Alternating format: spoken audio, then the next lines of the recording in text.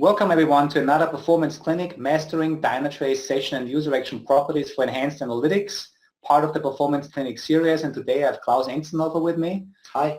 Hi. Technical Product Manager now at Dynatrace for Digital Experience Management area, focusing on web specifically.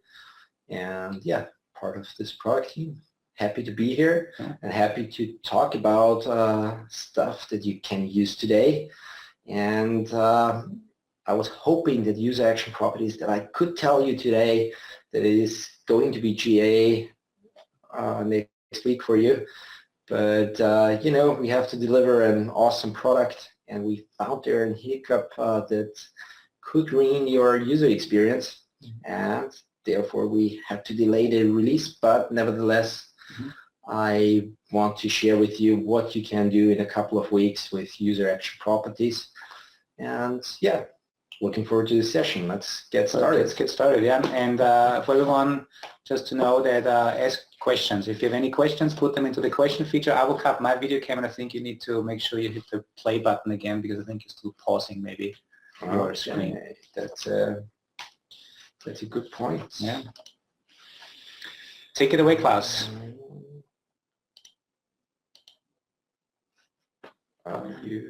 There we go. Now we see your screen again, and then just do exactly. There we go. We're back on track.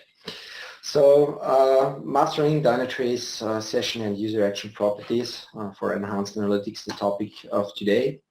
And it is part of our digital experience management offering. So if you have that, that's where you can extend. The belief of us product managers in the digital experience management part is that you have to deliver brilliant experience on all the digital touch points so your customers are happy and you're staying in business and not going out of business. And in order to provide this digital experience, you have to have different views and things in place that allow you then to get this view.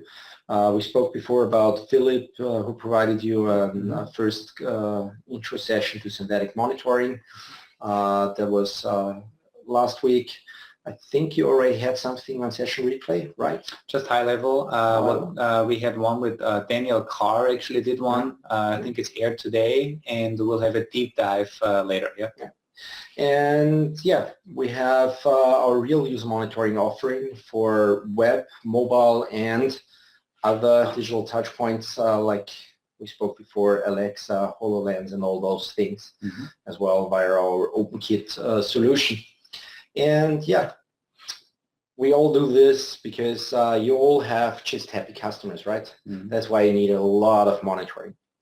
Unfortunately, the reality looks a little bit different. Sometimes you have those customers that pick up the phone and are complaining, and user complaint resolution is a topic that we spoke about how long we are in this business. We have from the first day in there. And user complaint resolution, depending on which industry you're in, like the example at the beginning, airlines, they have then other thoughts as well. They're like, hey, it's nice that you help us with this user complaint where you pick up a particular user, a user session from all those channels, and give us some insight on how the whole thing was perceived from Alex. And from a Dynatrace perspective, putting Alex there, the user tag, was our first property that we have introduced. It was just a single property, but our customers were asking us, saying like, hey, could you add there more? And cases that came up is like, hey, classical, like how are my different users, platinum card holders versus silver card holders, how are they interacting with our website, our mobile app? Is there a difference? And also from the user complaint resolution, for those that have status on an airline, you have different lines that you can call. You can you get normally a little bit of a different treatment, and this is something that we wanted to allow our customers to even go beyond their traditional tools, but also bring it to Dynatrace and see like, hey, okay, this is a platinum customer. I want to treat it maybe differently. So yeah, there is a question. Yeah, so maybe more just a comment. I know we always like to bring the example from the platinum customer. Another example would be for monitoring back office applications or any critical applications. We could say, show me in which department this user is working. That is trying that's currently having problems with Office 365, with Salesforce or whatever it is, or what's the rank, the department. Yeah, absolutely right. So is it salesperson? So, or the other thing is like you worked with a customer who called in, and you're the call center agent. Why is not the call center agent tag on the same tag on the same session as this user tag is on? That's multi-tagging basically that we want to allow. And yeah, I've created here this little sample dashboard that focuses exactly on this loyalty status example. So we have here a couple of results on how many users are coming in with a certain status. Is there a difference in the errors that those customers are experiencing? Is there a difference in how many user actions each of these customers is performing? It's just questions that you can ask Dynatrace once you have set it up. So that's actually pretty cool because you can do your user behavior analytics depending on these properties. Exactly. Yeah. So is, for instance, a premium customer doing more or fewer clicks on your website because they already know their way around and they have certain use cases that they always do versus, that's pretty neat. Yeah. So the question is, how do we get these additional tags on our user sessions? And that's where I actually want to jump right away into our demo environment. Perfect. And just one question, could you cut your video so that people now in the live demo especially, we'll bring it back later on so people can see you later on. Just turn the video so people have more space. And by the way, as a reminder for those people that are online, if you have questions, please use the question feature of GoToWebinar. I will moderate and throw the questions over to Klaus. Yeah. So here's a little dashboard, as I said, that I created. And the way how you configure those properties are depending on your applications. So we have here quite a few of applications available. And I want to leverage here our most famous application, our Easy Travel. And yeah, you simply, to get started with the properties, you simply just jump in here into the edit screen. For those of you that are already on one of version that is 164 or release 164, they have here already available session properties. So the user action property, as you can see, I'm using here an internal tenant, will be following later on for you. And the current session property view that you have provides you with the capabilities to define these session properties and has the same capabilities, just looks slightly different. But what you can do is you can add here a property, and there you have multiple options on how you can select it. So this is a web application. You can use a CSS selector. You can add here a JavaScript variable. So you have maybe there's something already existing in your website that you want to pick up. You just define it here. So could this also be, because the question just comes in, could this be something from a different JavaScript framework that is already used?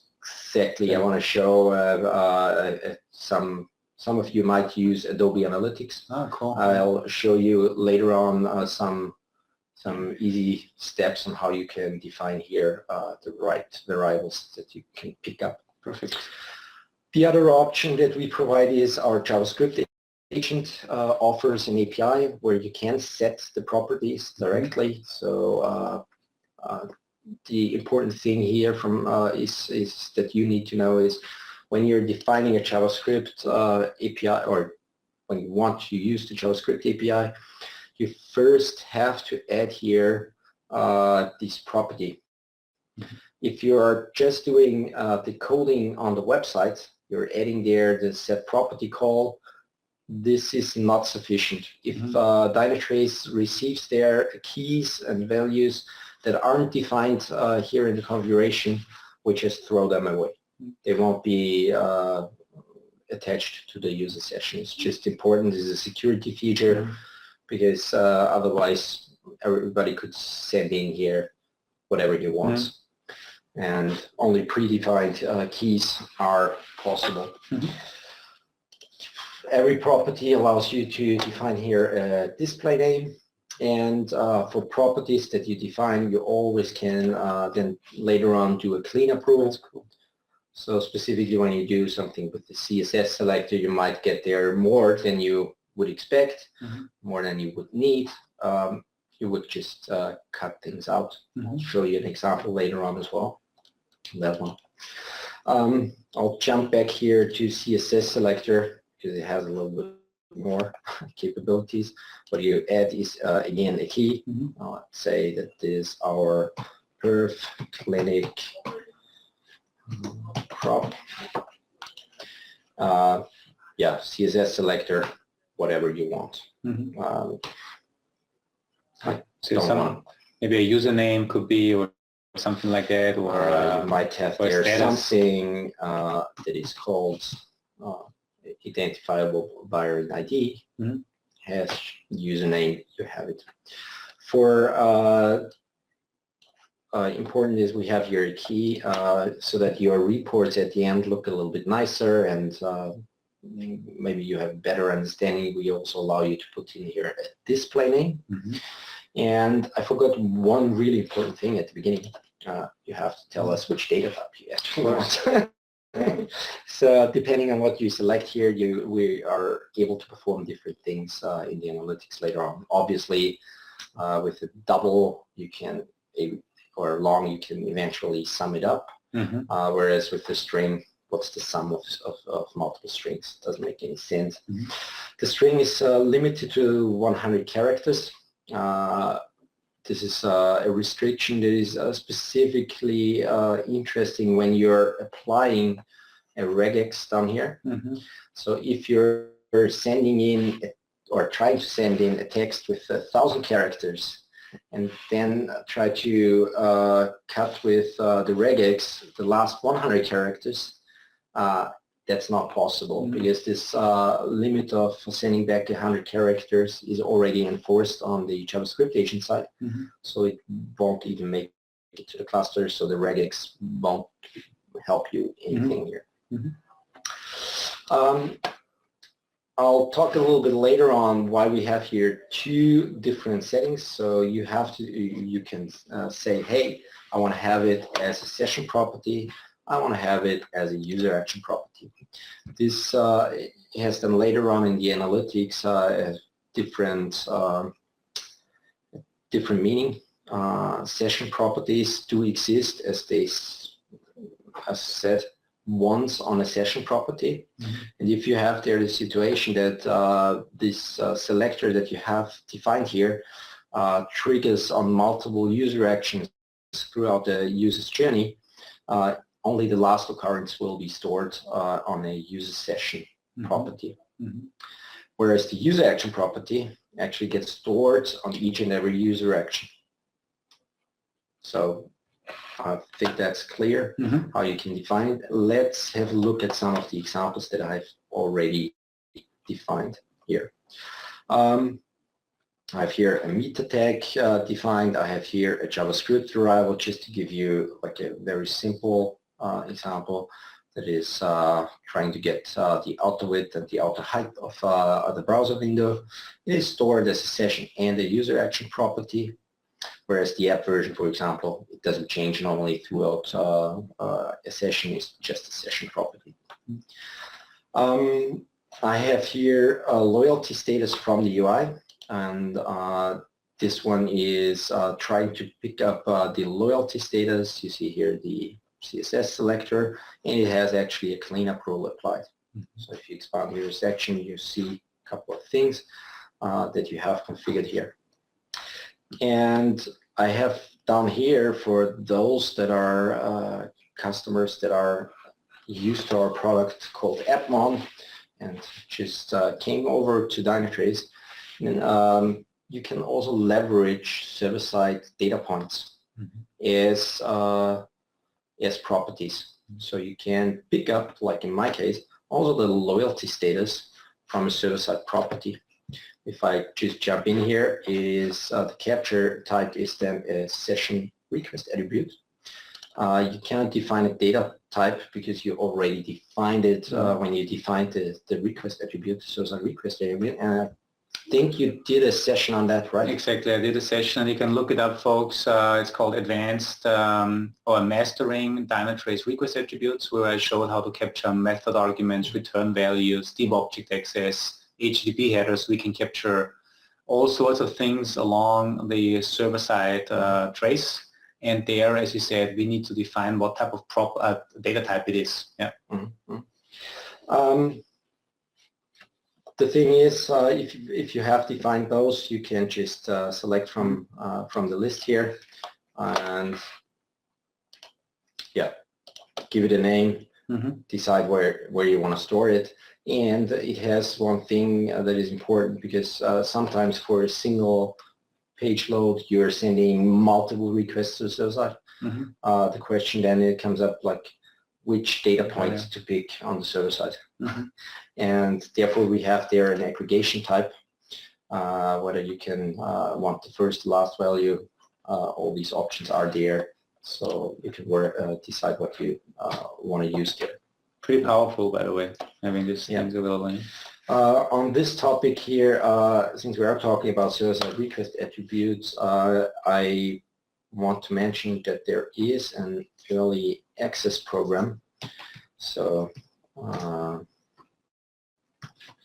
if you go for early access program Dynatrace, there is this page called EAP and beta programs. It's always awesome to check out, because it allows you to see what EAPs we are currently running, when did they start, and there is one that's the user tags for session analysis, now supports server-side request attributes. That's the EAP that you have to sign up for if you want to leverage server-side request attributes on properties. That's pretty cool. Thanks for pointing that out, because I think I've never really pointed out that page. Great for all sorts of programs. So yeah. As you can see there, from a DM perspective, at the moment, multiple open ones. There is private browser monitors, there is the user session query language open, and there is one for mobile crash analytics is available as well. Yep, one question just came in from Patricio. By the way, hola to Chile. And he was asking, will the properties that we capture also be available through the Dynatrace API?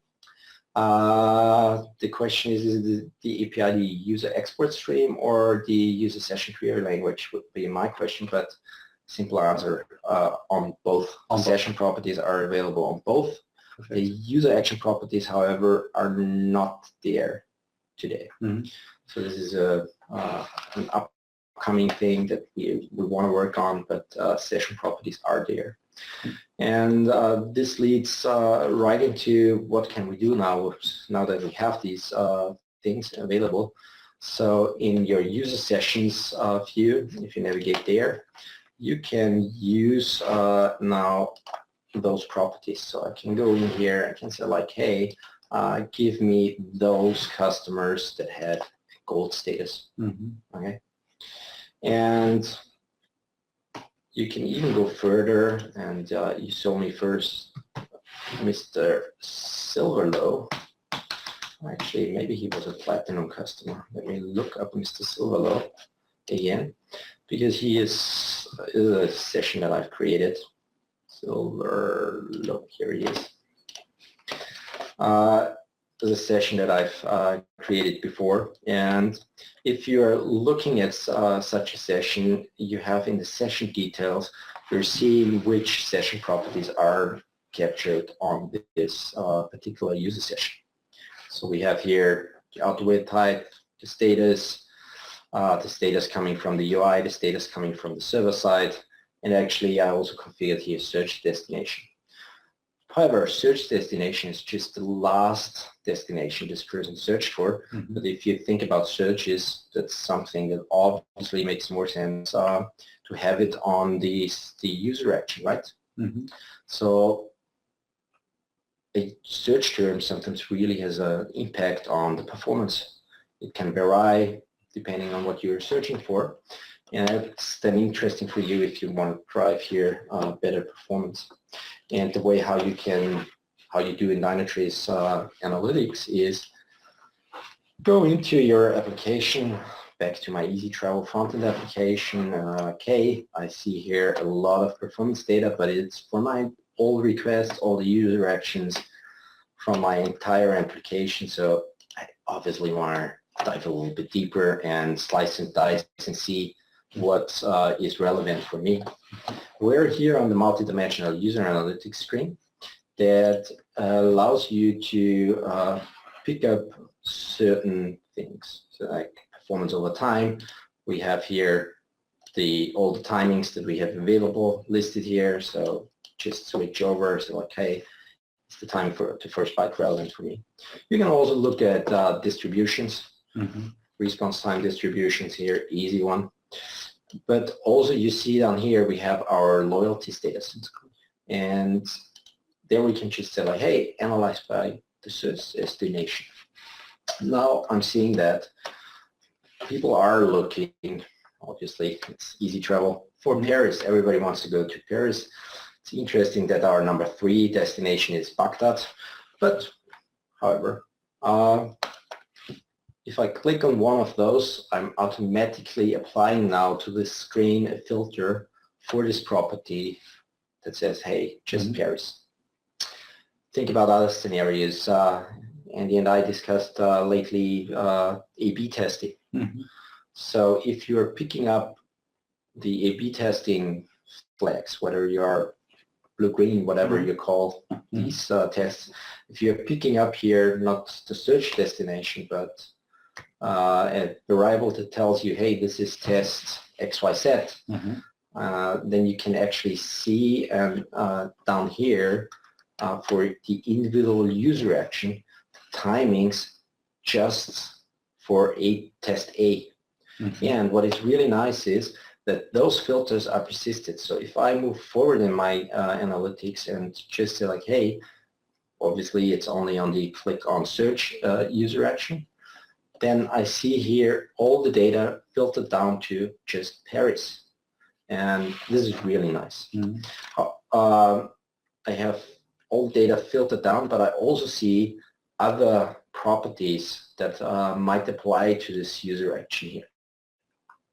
And even further down, I can even go into the waterfall analysis chart and it still keeps the filter. So I really have data filtered down to this. Think about the search results. Sometimes the search is slow because you're getting 1,000 search results. Where, I think, so Klaus, you mentioned, I like the search example, but I think even better, and we talked about this, is if people are doing feature flagging and really expose users to certain versions of the application. And then this is perfect because you can say, show me the performance behavior of all those users that were exposed to that feature. And then you can even, I guess you can add additional filters on top where you can say maybe only those in Europe versus the US. Here we go. Right? Let's say you wanted the country.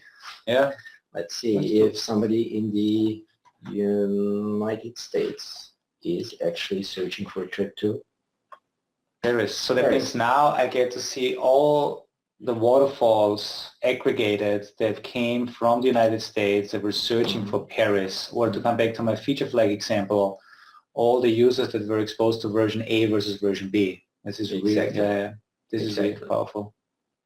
And that's available throughout this entire analytics workflow that we have here in our web run applications. Another question, is it possible, I think you showed it earlier, but can I chart, let's say, the response time of those user actions that have a particular tag on it? You basically have it here. You have, now we kept the filter here. This is the response time. This is the time to first byte. for exactly this these filters. That's awesome. Yeah. From a long-term charting perspective, there is a magic button coming. You don't see it here yet, but if should this be the setup where you're reporting an SLA on, this is on-demand analysis that obviously is for analytics, really deep dive web performance analytics, but should you have there running an SLA on it, we're working on here, getting here a create metric button that then basically uses all these filters and applies them and creates them a time series data that stays within Dynatrace long term. You have it there for long-term training as well. Cool, and also I think through the API, the time series or the metrics API, that's awesome. Exactly, yeah, that's exactly. Pretty cool. Yeah, that's the analytics use case that we have. The other use cases you saw there in the early access program, there is one about user session queries. Due to popular demand, we're really picky on who can join there. But let me show you what it is about, because it will be released in 2 weeks, it should be. And for those that are watching the recording, we are end of April now, 2019. Yep. So some of the features, if you watch this live, and Klaus said earlier, you're working on a pre-release right now, but these, as we are releasing every other week, you may already have it, or you may see it, and when you watch this recording later, it may already look different, but you get the idea on what is going on. Exactly. Yeah. So we have there the user session query language available to you pretty soon. I'll just give you here a simple example. So we can go in here and say, like, hey, I'd like to have my loyalty status, and I want to start with just count it from the users. I just don't care about those that have a null in there, because there might be sessions you saw. We have multiple applications. There are sessions in there that are not tagged with the loyalty status, because maybe it's internal users that are on there. And I actually want to group it by our property loyalty status. Just run here my query, and I see here automatically I have in the last 72 hours that many platinum customers, that many that have no status, that many gold, and that many silver customers on my applications. Because while I'm using here applications, Dynatrace is about multiple digital touchpoints, about multiple applications, and this query, as it is here right now, goes across all these applications, because all the data feeds into one data lake that you're able to query here. So if you would like to have just a specific application, you would actually have to add here the application, either application type. Let's do that. We have it right here. And you can say, starts with mobile. So you only get the mobile applications. So you see we have there built in there quite a few capabilities that allow you to analyze. You can also do things like average, not only count, but also average is available for properties where you have data type long. That's where we have average. We also can do max, median, minimum. We have the sum also here. It's all operations that you can then perform on it. It's quite easy to put this now on a dashboard, and you just, I cannot click it because this is go to webinar, tells me that I'm muted on my computer. That's okay. But there is this pin the dashboard button, and you just click it, you select the dashboard you want to have it on. That's the dashboard that we had infused at the beginning, and just click it, go open the dashboard, and you automatically get in here in the edit mode of this dashboard, and you have here exactly these tiles. That's how I actually built all those tiles here in the middle and the one down here. They are just queries on our data that we have created and that we are looking at. So this is extremely powerful for multidimensional user behavior, user performance, analytics, and now also putting it on a dashboard by specifying exactly the queries that you like. And Klaus, correct me if I'm wrong, they use the query language. I know it's still, there's an early access program running, but there's also going to be a REST API, or there is a REST API. The REST API is actually GA. It's GA, so the REST API can already GA since September. Okay, well, that's good. So, you know, we are an API first company, and for those that are looking out for this REST API, you just go in here for integrations. Don't select the user session export, because that's basically where we're providing these data sets that we are querying here within Dynatrace as a REST endpoint. But you go for Dynatrace API, and if you go to the API Explorer,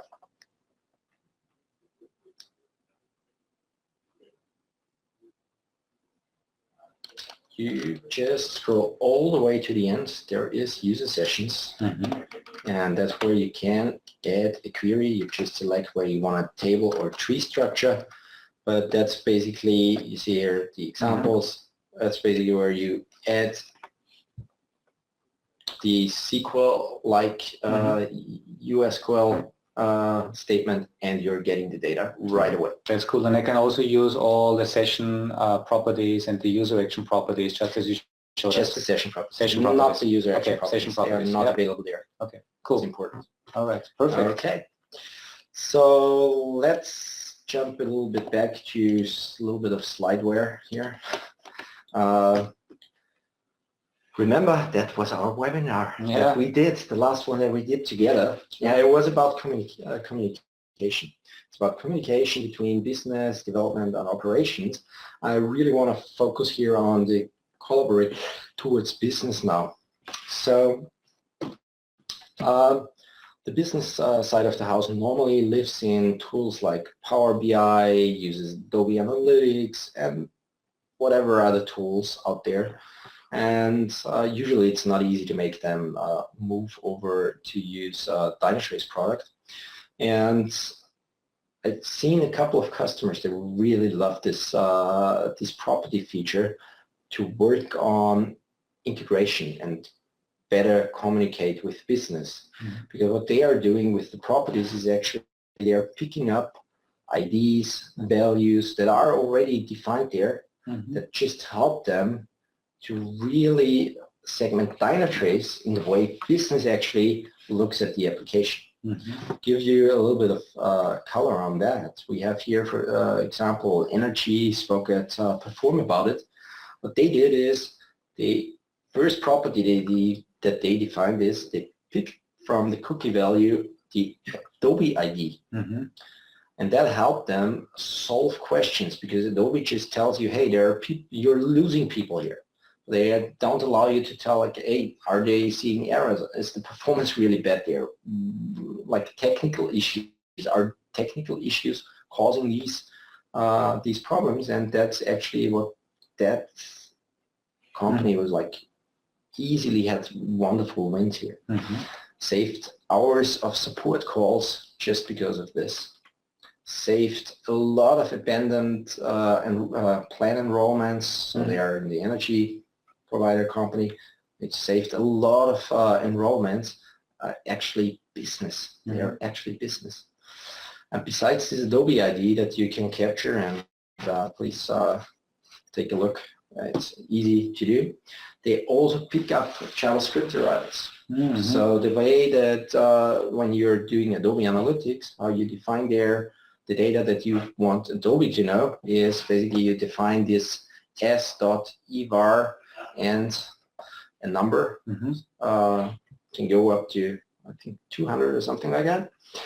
And that's all you do. You define that you want to capture a JavaScript variable, you define the data type of this variable, you give it a key, you use here the variable that you want.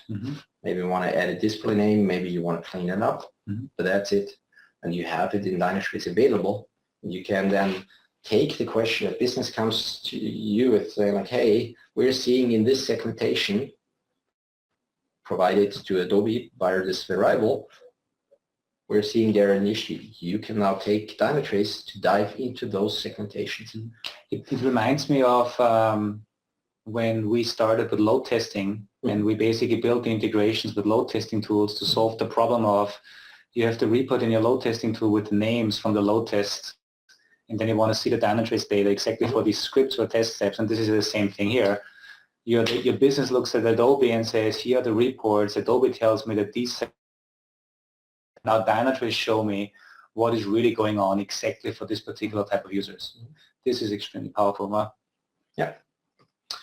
Yeah, and we already answered it, or we looked at it already. The questions that were coming up is, can we have the session properties not only on the session but on the user actually, because there are other questions like, hey, which products did they went through before they decided which one to buy. We already spoke about the A/B testing tool integrations, basket value, another thing, how does it evolve over time? What's the max basket value? How much is that at the end bought? That's all questions and data points that you can bring in. Yeah, I think we said, we demoed it already. Perfect. We'll be at the action items, or we can go for some questions here. We'll do the action items quickly, and then we go through some questions. So folks, before I go through the action items, if you have questions, put them into the question feature. We'll go into Q&A mode in a second. As you can see here, if you have not used Dynatrace yet, then just sign up for a trial. Set up your first session properties, right? I mean, Klaus showed you how easy it is. If you also want to watch the recordings, you can see the links here. That's going to be all up there on YouTube, on Dynatrace University.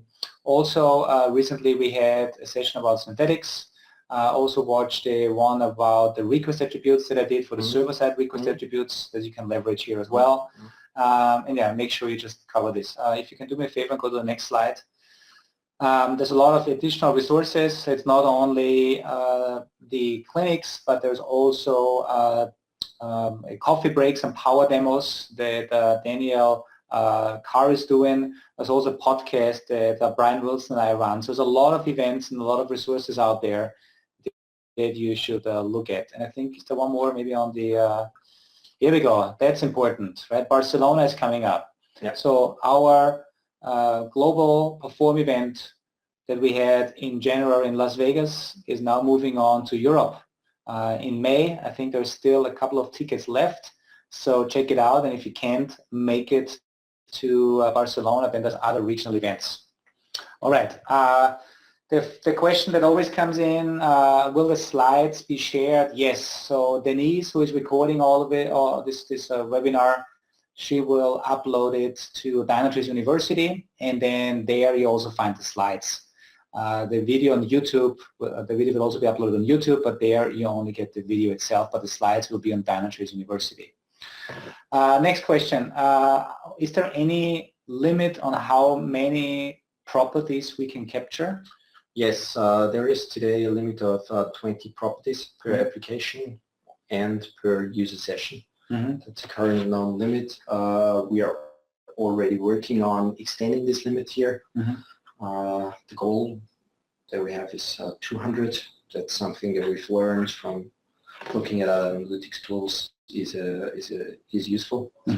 Nevertheless, we want to get you started early on it, get you ready to start integrating with other tools, pull in data that you have a framework that you can work off and communicate off.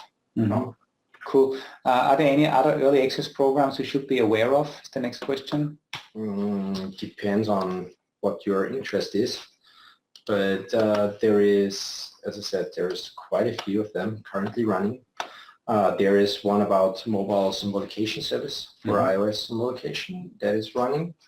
There is the user session query language, which is turning into GA pretty soon, so won't be that long out. There is private browser monitors. This is about synthetic private locations where you can run your own location, deploy it within your internal network and run the test from there. There is the host group reconfiguration via command line tool on one agent. I'm actually, I have to say, this is not my field. That's okay. It's not very, but maybe a good point. Mixed reality is the HoloLens one. Yeah. That one we covered. That's the server-side request attributes one. Oracle Insight Metrics, auto update on active gates or security gateways for Lambda function. So always go there because we are always adding new and new capabilities or new early access programs. Yeah, and I think you just used your search engine to say Dynatrace early access programs, and then you'll find it. Right? Yeah. It should be very straightforward. There are quite a few completed ones as well. So there was one on mainframe agent, for example. So always go there. There is always a list of early access and beta programs available. Cool. Next question, because I guess you mentioned mobile. Are properties also available on mobile? Not yet. Work in progress, so that you have the same properties there as well. Pretty cool. And same thing then also for OpenKit. Yeah. If you're using OpenKit, you're getting the property capability there as well. Yeah. Then I think another one on the restriction on sizing with the 100 characters for strings. So you said this is going to be cut off on the agent itself in the browser. Is it the first 100 or the last 100 bytes? First 100. The first 100 bytes. Perfect. Next question is on the data types. If you specify the wrong data type, like if you say double but it cannot be converted, what will happen? Nothing will happen. If we can't convert it, you won't see the data. Okay, cool. That's it. Yeah. Okay. Perfect. All right. Somebody said, how can I get my hands on this? I think just go to Dynatrace. Maybe can you just open up Dynatrace.com and show them. If you go to Dynatrace.com, you can just sign up for the free trial. So you can actually then experience Dynatrace yourself, right? Dynatrace is provided both as a SaaS offering where we host the backend in the cloud for you, and the only thing you need to do is install the agents, and then we automatically instrument your app, and also you get real user monitoring for it. Yeah. And the other one is managed. Does this also work for SaaS or for SaaS websites like Salesforce? If you specify the capture rule, obviously there is no server-side request attributes available there, but if the capture rules are also captured for those applications. Cool. So that's our SaaS vendor monitoring, SaaS vendor monitoring. Exactly. Yeah. Perfect. I think that's it with the questions right now, folks. I'll give you another 30 seconds to enter any questions that you have. Remember, the recording is going to be uploaded. Don't forget the events that are coming up. Also the upcoming performance clinics, make sure to join us there, and also feel free to suggest any topics that you may want to hear. I think, Klaus, you suggested something earlier before we got started. Yeah, something really amazing. Yeah, what was that? Front-end errors analytics, the new flows that we're getting there. Cool. Front-end performance and error diagnostics, I guess, right? I would just do one on just errors. Just on errors. Because we are extending our visibility here. That's just amazing. Oh, really cool. All right. Well, with that, I want to say thank you, Klaus. You're welcome. Yeah. Talk to you soon. Yeah, I know you are going into a well-deserved couple of days of vacation now. Right? 10 days. Yeah, 10 days. Fishing in Ireland. Exactly. I'm not revealing too much personal information, but I think it's just cool. All right. There might be a delay for those that are live here. If you're dropping me an email, feel free to reach out to me. Yeah. But there will be a response coming in, not in the next 10 days. Okay, perfect. All right, and always thanks, Denise, for recording and pushing these things online so others can view it. Until next time, bye-bye.